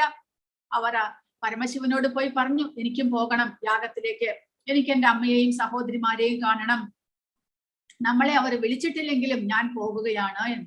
അപ്പോൾ ശിവൻ പറഞ്ഞു, വേണ്ട, പോയി കഴിഞ്ഞാൽ ആപത്താകും, നിനക്ക് മനസ്സിന് പിടിക്കാത്തതെല്ലാം അവിടെ കാണേണ്ടി വരും, അത് നിന്റെ തന്നെ ശരീരത്തിന് ആപത്താകും, അതുകൊണ്ട് പോകണ്ട എന്ന് പറഞ്ഞു. പക്ഷെ സതി കേട്ടില്ല. സതി പുറപ്പെട്ടു. അപ്പോൾ ഭഗവാൻ ശിവൻ എന്ത് ചെയ്തു, തന്റെ ഭൂതഗണങ്ങളെ എല്ലാം സതിയുടെ ഒപ്പം പറഞ്ഞു വിട്ടു. സതി അവിടെ പോയി നോക്കിയപ്പോഴാണ് ഭഗവാൻ പറഞ്ഞതിന്റെ കാര്യം മനസ്സിലായത്.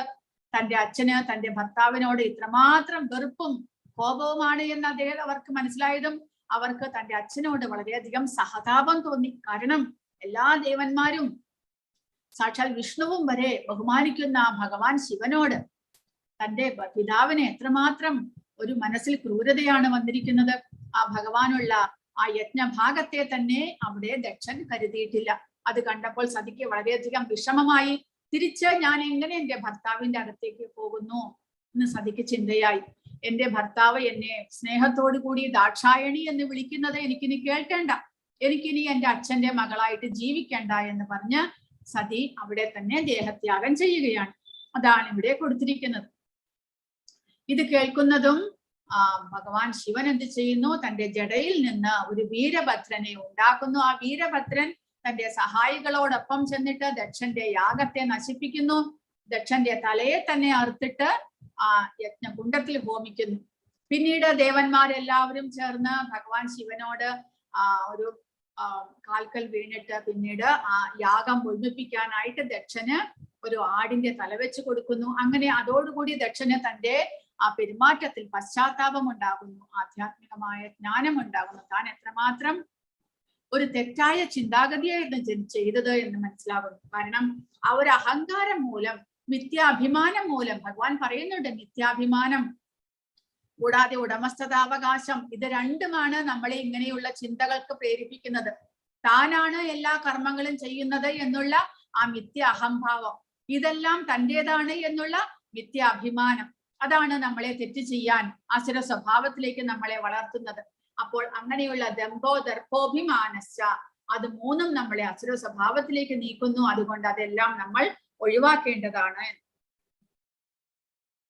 ചിന്താമപരിമേയാം ച പ്രളയാന്താമുപാശ്രിതാഃ കാമോപഭോഗ പരമാ ഏതാവതിരി നിശ്ചിതാഃ ആശാപാശശതൈർബദ്ധാഃ കാമക്രോധപരായണാഃ ഈഹന്തേ കാമഭോഗാർത്ഥം അന്യായേനാർത്ഥ സഞ്ചയാൻ. ഇന്ദ്രിയ സന്ദർപ്പണമാണ് മാനുഷിക സംസ്കാരത്തിന്റെ പ്രധാന ആവശ്യം എന്നവർ കരുതുന്നു. അക്കാരണത്താൽ ജീവിത അവസാനം വരെയും അളവറ്റ വ്യാകുലതയോടെ കഴിഞ്ഞു കൂടേണ്ടതായും വരുന്നു. കാരണം എന്താണ്? ഇന്ദ്രിയ സന്ദർപ്പണത്തിന് വേണ്ടി, ഇന്ദ്രിയ സുഖഭോഗത്തിന് വേണ്ടി പരിശ്രമിച്ച് അത് മുഴുമിപ്പിക്കാൻ സാധിക്കാതെ വരുമ്പോൾ അവർക്ക് എന്ത് വരുന്നു? വ്യാകുലത, ആ ഒരു വ്യസനം, ആ ഒരു ക്ലേശം ഉണ്ടാകുന്നു. അങ്ങനെ അനേകായിരം ആഗ്രഹങ്ങളുടെ വലക്കെട്ടിൽ അകപ്പെട്ട കാമക്രോധങ്ങൾക്ക് അധീനരായി സുഖഭോഗങ്ങൾക്കായി അന്യായമായിട്ടെങ്കിലും അവർ ധനം സമ്പാദിക്കുന്നു. അതാണ് പ്രധാനമായിട്ട് മനസ്സിലാക്കേണ്ടത്. ആ സുഖഭോഗങ്ങൾക്ക് വേണ്ടിയിട്ട് വളരെയധികം ധനം സമ്പാദിക്കേണ്ടി വരുന്നു. അപ്പോൾ ധർമ്മപരമായിട്ടല്ല, ആധർമ്മികമായിട്ട് അവർ ധനം സമ്പാദിക്കുന്നു. എന്തിനു വേണ്ടിയിട്ട്? ഇന്ദ്രിയ സുഖഭോഗം തീർക്കുവാൻ വേണ്ടിയിട്ട്. ആ ഇന്ദ്രിയ സുഖഭോഗമാണെങ്കിലോ ഒരിക്കലും അവസാനിക്കാത്ത ആഗ്രഹങ്ങളാണ്, ആസക്തിയാണത്, തൃഷ്ണയിലാണത് സ്ഥിതി ചെയ്യുന്നത്. അങ്ങനെ വരുമ്പോൾ അവരുടെ ആഗ്രഹങ്ങൾ ഒരിക്കലും അവസാനിക്കുന്നില്ല. അതിനു വേണ്ടിയിട്ട് അവർ അന്യായമായിട്ട് ധനം സമ്പാദിക്കുന്നു. അങ്ങനെ അവർ പാപകർമ്മങ്ങൾ തുടർച്ചയായിട്ട് ചെയ്തുകൊണ്ടേയിരിക്കുന്നു. അസുര സ്വഭാവി ഈശ്വരനിലോ തന്നിൽ തന്നെയുള്ള പരമാത്മാവിലെ വിശ്വസിക്കാത്തത് കൊണ്ട് ഇന്ദ്രിയ സുഖങ്ങൾക്കായി മാത്രം എല്ലാ പാപകർമ്മങ്ങളും ചെയ്യുന്നു. തന്റെ ഹൃദയത്തിൽ തന്നെ ഒരു സാക്ഷി കുടികൊള്ളുന്നു എന്ന് അയാൾക്ക് അറിഞ്ഞുകൂടാ. അപ്പോൾ പരമാത്മാവ് നമ്മൾ ചെയ്യുന്ന എല്ലാ പ്രവർത്തനങ്ങൾക്കും സാക്ഷിയാണ്. അപ്പോൾ ഈ അസുര സ്വഭാവിക്ക് അതിൽ വിശ്വാസമില്ലാത്തത് കൊണ്ട് അസുര സ്വഭാവി തുടർച്ചയായി പാപകർമ്മങ്ങൾ ചെയ്തുകൊണ്ടേയിരിക്കുന്നു. ഇതമധ്യാമയാ ലബ്ധം ഇമം പ്രാപ്സ്യേ മനോരഥം ഇതമസ്തീതമപി മേ ഭവിഷ്യതി പുനർധനം അസൗ മയാ ഹതഃ ശത്രുർഹനിഷ്യേ ചാപരാനപി ഈശ്വരോഹമഹം ഭോഗി സിദ്ധോഹം ബലവാൻ സുഖി ആഢ്യോപി ജനവാനസ്മി കോന്യോസ്തി സദൃശോ മയാ യക്ഷേ ദാസ്യാമി മോദിഷ്യ ഇത്യജ്ഞാന വിമോഹിതാഃ. അജ്ഞാനത്താൽ അജ്ഞാന വിമോഹിതാഃ, അജ്ഞാനം കൊണ്ട്, ആ വ്യാമോഹത്തിൽ പെട്ടുകൊണ്ട് ആ ഒരു അസുര സ്വഭാവി ഇങ്ങനെ വിചാരിക്കുമെന്ന് പറയുന്നു. ഇന്ന് എനിക്ക് ഇത്രയേറെ ധനമുണ്ട്, എന്റെ പദ്ധതികൾ അനുസരിച്ച് ഞാൻ ഇനിയും ധനമാർജിക്കും, ഇത്ര ധനം എനിക്കിപ്പോഴുണ്ട്, അത് ഭാവിയിൽ കൂടിക്കൂടി വരികയും ചെയ്യും. അയാൾ എന്റെ ശത്രുവാണ്, ഞാൻ അയാളെ കൊന്നു, ഇനിയുള്ള ശത്രുക്കളെയും ഞാൻ കൊല്ലും, ഞാൻ എല്ലാറ്റിനും ഉടമയാണ്, ഞാൻ സുഖിയാണ്, എല്ലാം തികഞ്ഞവനും ബലവാനും സന്തുഷ്ടനും സമ്പന്നനുമാണ്, കുലീനരായ ബന്ധുക്കൾ എനിക്കുണ്ട്, എന്നോളം ശക്തിമാനും സന്തോഷവാനുമായി ആരുണ്ട്, ഞാൻ യാഗങ്ങൾ അനുഷ്ഠിക്കും, ദാനം ചെയ്യും, സന്തോഷിക്കും എന്നെല്ലാം ഓർത്ത് അവർ അജ്ഞാനത്താൽ മോഹിതരാകുന്നു. അപ്പോൾ ദുര്യോധനന്റെ കഥ ഇവിടെ കൊടുത്തിരിക്കുന്ന ദുര്യോധനനും ഇതേപോലെ തന്നെ അസുര സ്വഭാവിയും അഹംഭാവിയും ദുർമത്തനുമെല്ലാമായിരുന്നു. ആ പാണ്ഡവർക്കുണ്ടായിരുന്ന പാണ്ഡവരുടെ ധർമ്മിഷ്ഠരായ പാണ്ഡവരുടെ എല്ലാ സ്വത്തും അന്യായമായിട്ട് ദുര്യോധനൻ കൈവശപ്പെടുത്തി. ദ്രൗപദിയയ്ക്ക് വസ്ത്രാക്ഷേപത്തിലൂടെ അവരെ അപമാനിച്ചു. ഇങ്ങനെയെല്ലാം ഈ അസുര സ്വഭാവികൾ, ഭഗവാനെ അനുസരിക്കാത്ത, ഭഗവാന്റെ നിയമങ്ങൾ അനുസരിക്കാത്ത അസുര സ്വഭാവികൾ ഇങ്ങനെയുള്ള ക്രൂരമായ പ്രവർത്തികളെല്ലാം ചെയ്യുന്നു എന്ന്. അങ്ങനെ അവർ മോഹജാലത്തിൽ പെടുന്നു എന്നാണ് പറയുന്നത്. മോഹജാലം എന്ന് പറഞ്ഞാൽ ഒരു വലയിൽ ഒരു മത്സ്യം കുടുങ്ങിക്കഴിഞ്ഞാൽ പിന്നീട് അതിനെ പുറത്തേക്ക് വരാൻ സാധിക്കുകയില്ല. അതേപോലെ ഭൗതികമായ ആ ഇന്ദ്രിയ സുഖഭോഗത്തിന് വേണ്ടി പ്രവർത്തിച്ച് ആ വ്യാമോഹത്തിൽപ്പെട്ട്, വ്യാമോഹത്തിന്റെ വലയിൽപ്പെട്ട് അവർക്ക് പിന്നീട് ഒരിക്കലും പുറത്തേക്ക് വരുവാൻ സാധ്യമല്ല എന്ന്. അനേക ചിത്തവിഭ്രാന്ത മോഹജാല സമാവൃതാഃ പ്രസക്താഃ കാമഭോഗേഷു പതന്തി നരകേ അശുചൗ. ഇങ്ങനെ പലവിധം ആകാംക്ഷകളിൽപ്പെട്ട് വലഞ്ഞും വ്യാമോഹത്തിന്റെ വലയിൽ കുടുങ്ങിയും ഇന്ദ്രിയ സുഖങ്ങളിൽ അത്യാസക്തരായി അവർ നരകത്തിൽ വീഴുന്നു. നരകേ അശുചൗ, അശുചികളായവർ അവർ ആ നരകത്തിൽ പോയി വീഴുകയാണ് ചെയ്യുന്നത് എന്ന്. അപവിത്രമായ നരകത്തിൽ പോയി വീഴുന്നു എന്ന്. നരകം എപ്പോഴും പവിത്രമല്ല, പരിശുദ്ധിയല്ല. കാരണം അവിടെ ആധ്യാത്മിക ജ്ഞാനമില്ലാത്ത ഒരു സ്ഥലമാണ്. അവിടേക്ക് പോയിട്ട് അവർ വീഴുന്നു. എങ്ങനെ? വ്യാമോഹത്തിന്റെ വലയിൽ കുടുങ്ങുന്നവർ. ഇന്ദ്രിയ സുഖഭോഗത്തിന് വേണ്ടി നമ്മൾ അന്യായമായിട്ടും ധനം സമ്പാദിച്ച് അതിന്റെ വലയിൽ പെടുകയാണ് ഈ അസുര സ്വഭാവികൾ ചെയ്യുന്നത്. അസുര സ്വഭാവിക്ക് സ്വന്തം പ്രയത്നശേഷിയിലല്ലാതെ കർമ്മ നിയമത്തിൽ വിശ്വസിക്കാനാകില്ല. കർമ്മ നിയമപ്രകാരം ഒരാൾ ഉത്കൃഷ്ട കുലത്തിൽ ജനിക്കുന്നതും സൗന്ദര്യം, സമ്പത്ത്, വിദ്യാഭ്യാസം എന്നിവയിൽ മുന്നണിയിൽ എത്തുന്നതും മുൻ ജന്മത്തിൽ ചെയ്യുന്ന സത്കർമ്മത്തിന്റെ ഫലമായിട്ടാണ്. ഇവയൊക്കെ ആകസ്മികമായി വന്നു ചേരുന്നതോ അല്ലെങ്കിൽ തന്റെ കഴിവ് കൊണ്ട് നേടാവുന്നതോ ആണെന്നാണ് അസുര സ്വഭാവി കരുതുന്നത്.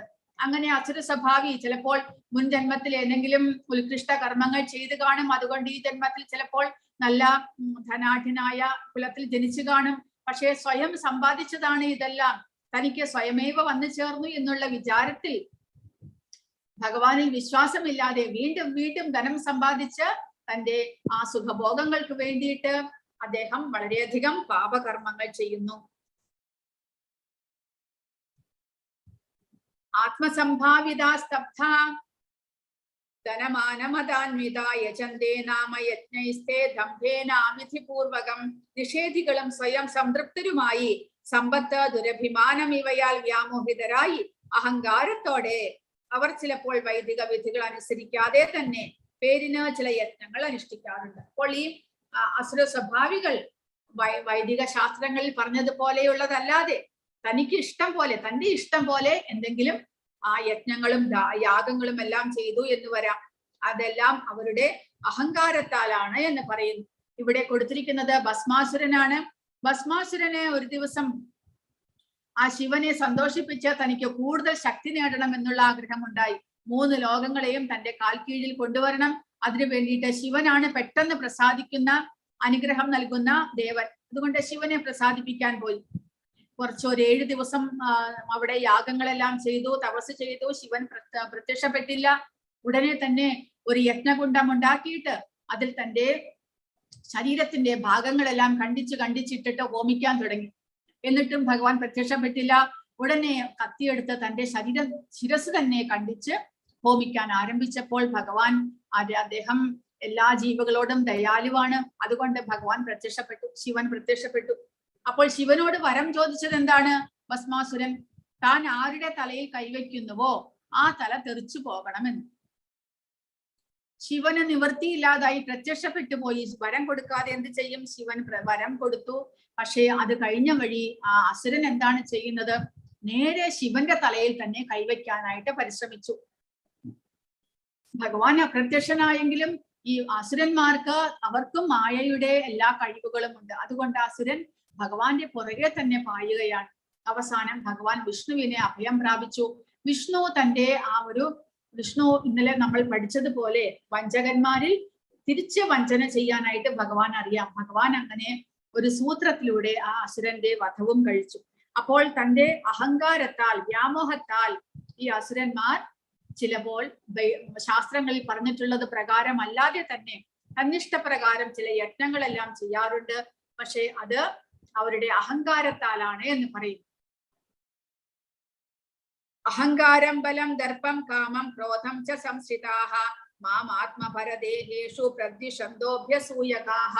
അസുരന്മാർ മിഥ്യാഹങ്കാരം, ബലം, ഗർവം, കാമം, ക്രോധം ഇവയാൽ സംഭ്രാന്തരായി തങ്ങളുടെയും അന്യരുടെയും ശരീരങ്ങളിൽ കുടികൊള്ളുന്ന പരമദിവ്യോത്മ പുരുഷനോട് ഈർഷ്യാലുക്കളായി തീർന്ന് ശരിയായ ധർമ്മത്തെ പഴിക്കുന്നു. അപ്പോൾ തന്റെ ഹൃദയത്തിൽ വസിക്കുന്ന പരമാത്മാവിനെ തന്നെ ദ്വേഷിക്കുവാനായിട്ട് അവർ മുതിരുന്നു. അപ്പോൾ അങ്ങനെയുള്ളവരെ ഭഗവാൻ എന്ത് ശിക്ഷയാണ് അവർക്ക് നൽകുന്നത്? താനഹം ദുഷത ക്രൂരാൻ സംസാരേഷു നരാധമാൻ ക്ഷിപാമ്യജസ്രമശുഭാൻ ആസുരീഷ്വേവ യോനിഷു. ഈർഷ്യാലുക്കളും ദുർബുദ്ധികളുമായ ഈ മനുഷ്യ അധമന്മാരെ ഭൗതിക ജീവിത സാഗരത്തിലെ ആസുര യോനികളിൽ തന്നെ ഞാൻ വീണ്ടും വീണ്ടും ജനിപ്പിക്കുന്നു എന്നാണ് ഭഗവാൻ പറയുന്നത്.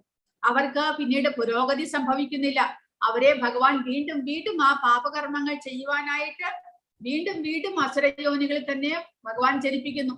അപ്പോൾ അവരുടെ പാപകർമ്മങ്ങൾ വർദ്ധിച്ച് അവർക്ക് നരകത്തിൽ പോയി ജീവിക്കേണ്ടി വരും.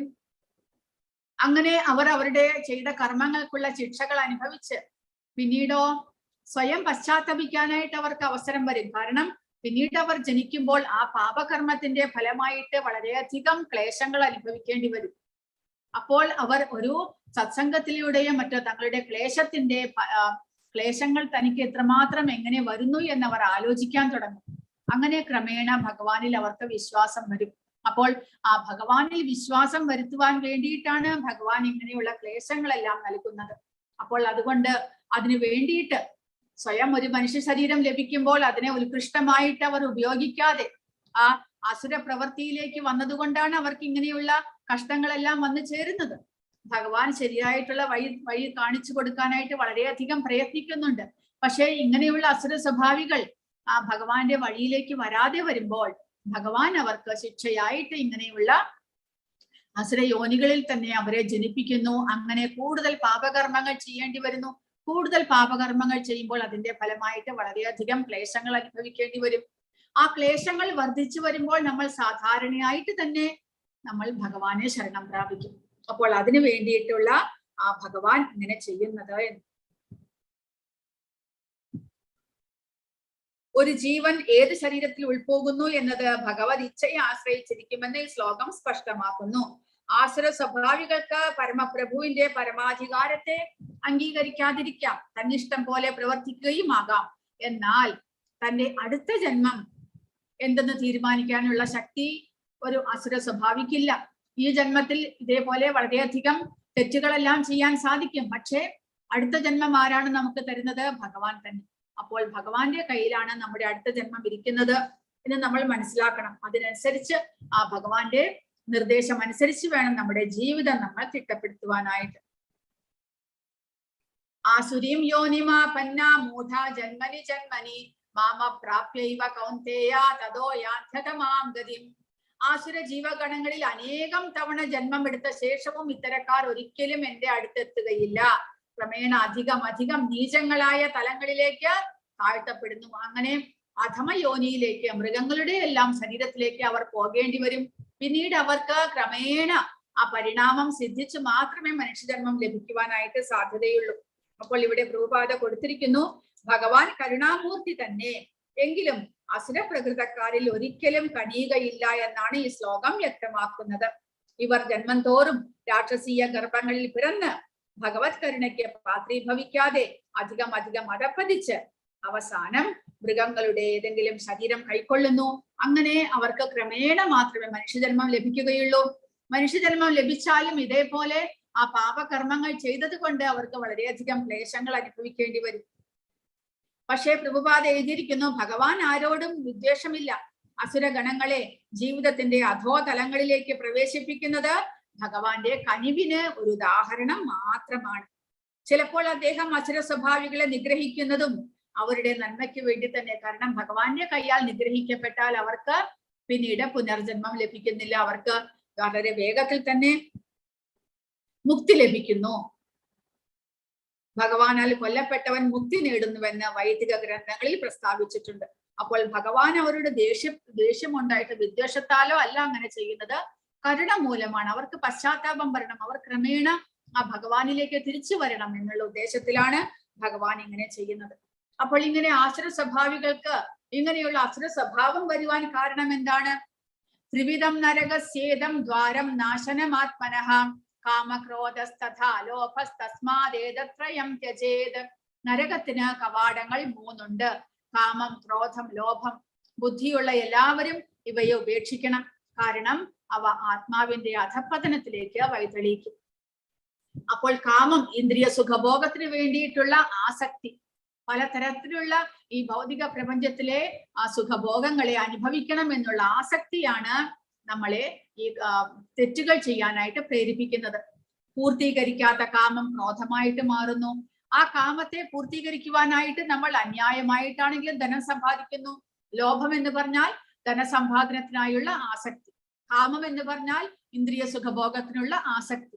ഈ 2 ആസക്തികളും മനുഷ്യനെ പിന്നീട് അധപ്പതനത്തിലേക്ക് നയിക്കുന്നു.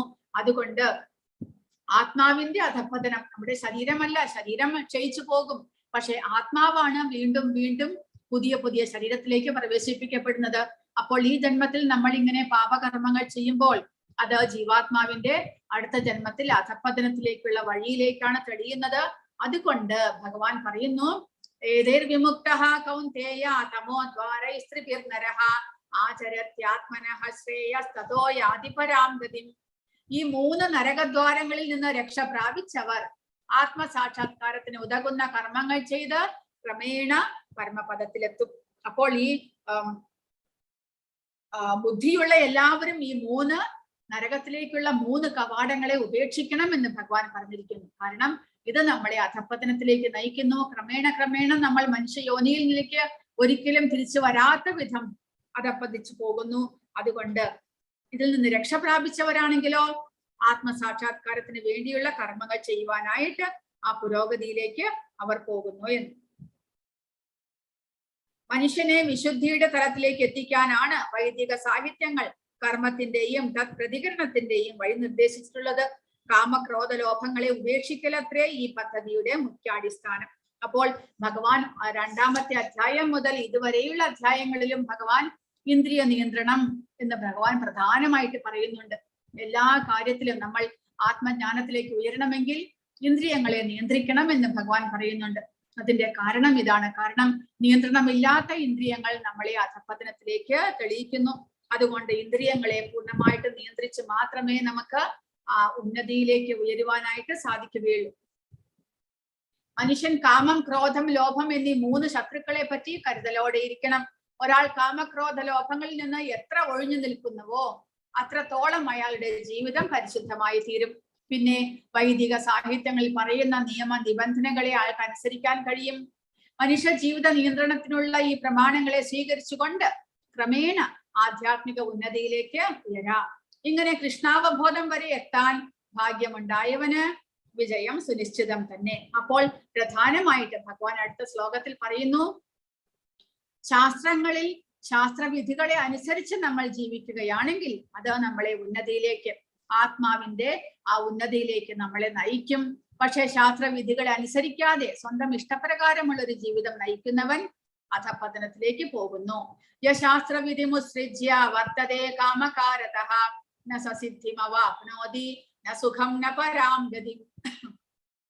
ശാസ്ത്രവിഹിതങ്ങളായ വചനങ്ങളെ കണക്കിലെടുക്കാതെ തന്നിഷ്ടം പോലെ പ്രവർത്തിക്കുന്നവർക്ക് പരിപൂർണതയോ പരമലക്ഷ്യപ്രാപ്തിയോ സുഖം പോലുമോ നേടാനാകില്ല. കാരണം അവർ അധപ്പതിക്കുന്നു. കാരണം അവർ തങ്ങളുടെ ഇന്ദ്രിയങ്ങളെ അഴിച്ചുവിട്ടിരിക്കുകയാണ്. ആ സുഖത്തിന് വേണ്ടിയിട്ടാണ് ജീവിക്കുന്നത്. മനുഷ്യജന്മത്തിന്റെ ലക്ഷ്യം പരമാത്മാവിനെ പ്രാപിക്കുക, അല്ലെങ്കിൽ ഭഗവാനെ പ്രാപിക്കുക, ആത്മാവിന്റെ ഉന്നതിയാണ്, ആത്മാവിന്റെ മോചനമാണ് എന്നവർക്ക് അറിഞ്ഞുകൂടാ. അതുകൊണ്ട് അവർ അധപ്പതനത്തിലേക്ക് പോകുന്നു എന്ന്. തസ്മാശാസ്ത്രം പ്രമാണം. ഒരു നിമിഷം. അപ്പോൾ ഈ അസുര സ്വഭാവങ്ങൾ മുൻകാലങ്ങളിൽ ദ്വാപര യുഗത്തിനെയാണ് ഇവിടെ കാണിച്ചിരിക്കുന്നത്. സത്യയുഗത്തിൽ അസുര സ്വഭാവികളും ദൈവിക സ്വഭാവമുള്ളവരും വേറെ വേറെ ഗ്രഹങ്ങളിലായിരുന്നു. പക്ഷേ ത്രേതായുഗമായപ്പോൾ അത് രണ്ടും ഒരേ ഗ്രഹത്തിലായി. രാവണനും ശ്രീരാമനും ഭൂമിയിൽ തന്നെയാണ് ഉണ്ടായിരുന്നത്. ദ്വാപര യുഗത്തിലായപ്പോഴോ ഒരേ കുടുംബത്തിൽ അസുര സ്വഭാവവും ദൈവിക സ്വഭാവം ഉള്ളവരെ കാണുവാൻ സാധിച്ചു. പക്ഷേ കലികാലത്തിൽ ഒരേ മനുഷ്യനിൽ തന്നെ ഈ 2 ഗുണങ്ങളെയും കാണുവാൻ സാധിക്കും. അതുകൊണ്ട് നമ്മൾ ചെയ്യേണ്ടത് എന്താണ്? ദൈവിക സ്വഭാവം വളർത്തിയെടുക്കുക. ഭഗവാൻ പറഞ്ഞതുപോലെയുള്ള ദൈവികമായ ഗുണങ്ങളെ നമ്മൾ വളർത്തിയെടുക്കണം. അതിന് നമ്മൾ എന്ത് ചെയ്യണം? കൃഷ്ണാവബോധത്തിലുള്ള പ്രവർത്തനത്തിലൂടെ, ഭഗവാന്റെ സേവനത്തിലൂടെ നമ്മൾ നമ്മുടെ കർമ്മഫലത്തെ ഇല്ലാതാക്കുന്നത് വഴി നമ്മിൽ ആ ദൈവികമായ ഗുണങ്ങൾ വളർന്നു വരും. അപ്പോൾ പ്രധാനമായും ആലോചിക്കേണ്ടത് അതാണ്. കലിയുഗത്തിൽ 2 ഗുണങ്ങളും ഒരേ മനുഷ്യനിൽ തന്നെ കാണുവാൻ സാധിക്കും. നമ്മിൽ അസുരഗുണവും ഉണ്ടാകും. ആ അസുരഗുണത്തെ പുറത്തേക്ക് വരാതെ ദൈവിക ഗുണങ്ങളെ വളർത്തിയെടുക്കാനായിട്ട് നമ്മൾ ശ്രമിക്കേണ്ടതാണ്. തസ്മാ ശാസ്ത്രം പ്രമാണം തേ കാര്യ വ്യവസ്ഥിതോ ജ്ഞാത്വാ ശാസ്ത്രവിധാനോക്തം കർമ്മ കർത്തുമിഹാർഹസി. എന്ത് ചെയ്യണം, എന്ത് ചെയ്യാൻ പാടില്ല എന്ന് ധർമ്മശാസ്ത്രങ്ങളുടെ അടിസ്ഥാനത്തിൽ ഒരാൾ മനസ്സിലാക്കണം. ഈ നിയമ നിബന്ധനകൾ പഠിച്ചറിഞ്ഞ ശേഷം മാത്രം പ്രവർത്തിക്കുക. തന്മൂലം ക്രമേണ ഉന്നതി പ്രാപിക്കും. അപ്പോൾ ധർമ്മശാസ്ത്രങ്ങളുടെ അടിസ്ഥാനത്തിൽ എന്ന് പറയുമ്പോൾ നിയമ നിബന്ധനകൾ ഈ ഭൗതിക പ്രപഞ്ചത്തിലുണ്ട്. ശാസ്ത്രങ്ങളുടെ നിയമ നിബന്ധനകൾ അതറിഞ്ഞ് നമ്മൾ മനസ്സിലാക്കി പഠിക്കണമെന്ന്. ഭക്തിയുത സേവനത്തിൽ മുഴുകുന്നവൻ വേദസംഹിതകൾക്ക് നൽകാവുന്നത്ര അത്യുത്കൃഷ്ടജ്ഞാനം അത്രയും നേടിക്കഴിഞ്ഞു. അപ്പോൾ വേദങ്ങളിൽ പറഞ്ഞിരിക്കുന്നത് എന്താണ്? വേദങ്ങളിലൂടെ അറിയേണ്ടത് എന്നെയാണ് എന്ന് ഭഗവാൻ പറഞ്ഞു തന്നു നമുക്ക്. അപ്പോൾ ആ വേദങ്ങൾ പഠിച്ച് ഇനി ശാസ്ത്രങ്ങളിൽ എന്താണ് എഴുതിയിരിക്കുന്നത് എന്നൊന്നും മനസ്സിലാക്കാൻ പോകേണ്ട. ഭഗവാൻ പറഞ്ഞു തന്നു വേദങ്ങളിൽ നിന്ന് അറിയേണ്ടത് എന്നെയാണ് എന്ന്. അപ്പോൾ ഭഗവാനെ നമുക്ക് എങ്ങനെ അറിയുവാൻ സാധിക്കുമെന്നും ഭഗവാൻ ഈ ഭഗവത്ഗീതയിലെ അധ്യായങ്ങളിലൂടെ നമുക്ക് പറഞ്ഞു തന്നിട്ടുണ്ട്. അപ്പോൾ ആ ഭഗവാന്റെ ഉപദേശങ്ങൾ സ്വീകരിച്ച് കൃഷ്ണാവബോധത്തിലൂടെ പ്രവർത്തിക്കുമ്പോൾ നമ്മൾ പൂർണ്ണമായിട്ടും ഭഗവാൻ പറഞ്ഞതുപോലെ ശാസ്ത്ര പ്രമാണങ്ങൾക്കനുസരിച്ചായിരിക്കും നമ്മുടെ ജീവിതം. അതുവഴി നമുക്ക് ആ ഉന്നതി പ്രാപിക്കാൻ സാധിക്കും എന്ന് നമ്മൾ മനസ്സിലാക്കുക.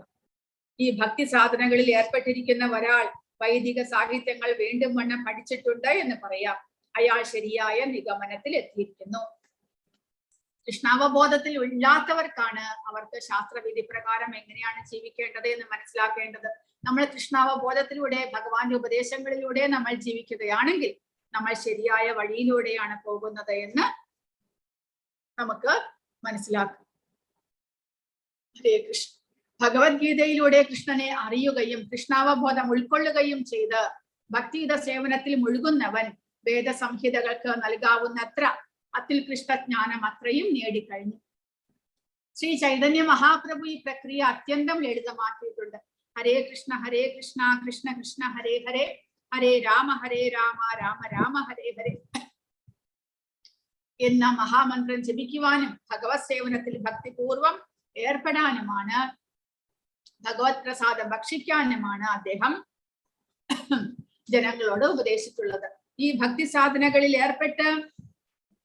നേരിട്ട് ഏർപ്പെട്ടിരിക്കുന്ന ഒരാൾ വൈദിക സാഹിത്യങ്ങൾ വീണ്ടും വണ്ണം പഠിച്ചിട്ടുണ്ട് എന്ന് പറയാം. അപ്പോൾ ചൈതന്യ മഹാപ്രഭു ഭക്തി സാധനങ്ങൾ വളരെ വളരെ ലളിതമാക്കിയിരിക്കുന്നു.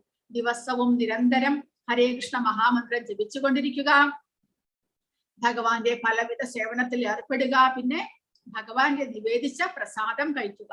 അത്രമാത്രം ചെയ്തുകൊണ്ട് നമുക്ക് ആ ഭക്തിയിലൂടെ മുന്നേറുവാനായിട്ട് സാധിക്കും. അപ്പോൾ നമ്മൾ പൂർണ്ണമായിട്ടും നമ്മൾ ശരിയായ പാതയിലൂടെയാണ് നമുക്ക് മനസ്സിലാക്കുവാനായിട്ട് സാധിക്കുന്നത്.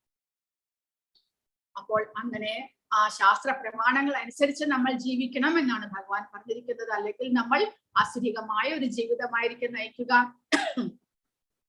അത് നമ്മുടെ അടുത്ത ജന്മം വളരെയധികം ക്ലേശബദ്ധമാക്കും. ഹരേ കൃഷ്ണ. ഇത്രയുമാണ് ഇന്നത്തെ അധ്യായത്തിൽ